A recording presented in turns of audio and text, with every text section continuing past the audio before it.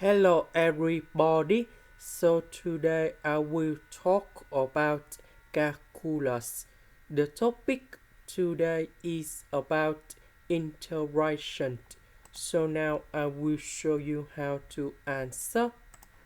We have the formula in here. That is about sine A multiplied by sine B equals to 1 over 2 cosine of A minus B minus cosine of A plus B. Now we can apply this one for this one. Now we need to transform into like this, and we have 1 over 2 cosine of A minus B, 7x minus 4x, we have 3x.